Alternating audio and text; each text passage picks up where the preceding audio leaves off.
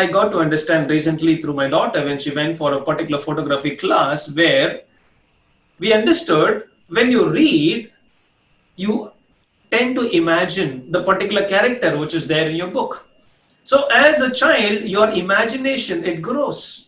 When you listen to something, you tend to imagine as the story goes, you tend to imagine what could be the character in the story, how this person might be looking, how this particular woman must be looking, or how these particular characters must be looking. So you create your own character, a form for your own character in your mind, and thereby your imagination, your visualization, it expands. I think some of you would have experienced it, and all those people who really want to expand your creativity, there's something very beautiful which by default I used to enjoy it, watching the clouds. As the clouds keep moving, I get to see some picture which is formed over there. I see some camel is moving, and the camel is slowly moving, and then it is transforming itself into a lion.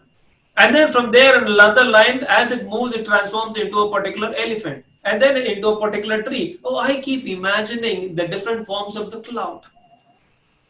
Something very beautiful. So just by imagination, just by looking at it, we used to imagine.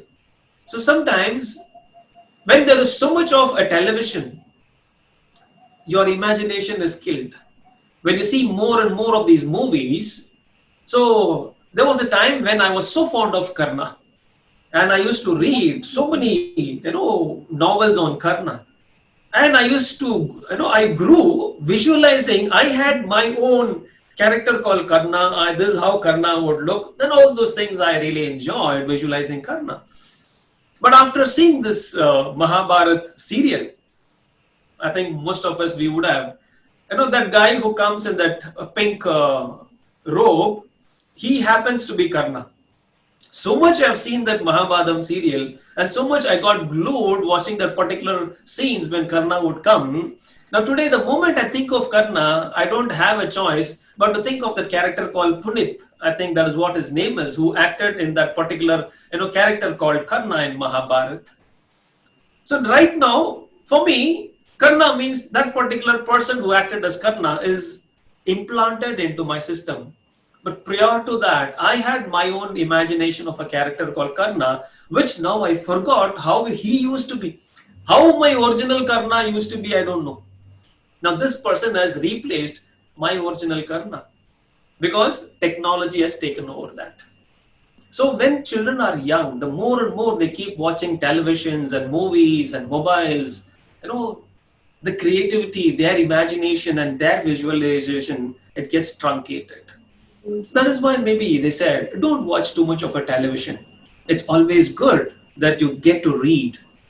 If only they had said, this is the reason why I'm telling you to read, and this is the reason why I'm asking you to listen to, I think lot of good would have been done to the youngsters. So in future, let me take this as a very humble request that all those people, when you have some very amazing, beautiful wisdom, age-old wisdom, instead of just giving it and telling people, do this, it would be fabulous if you can just tell them why you have to do what you have to do. So the more and more when you explain the science to people in terms of why you have to do what you have to do, it'll make a huge difference to the people who are listening to it, and the effort which is put on your end in terms of explaining it to them also makes a lot of difference. It's always good that you get to listen to something.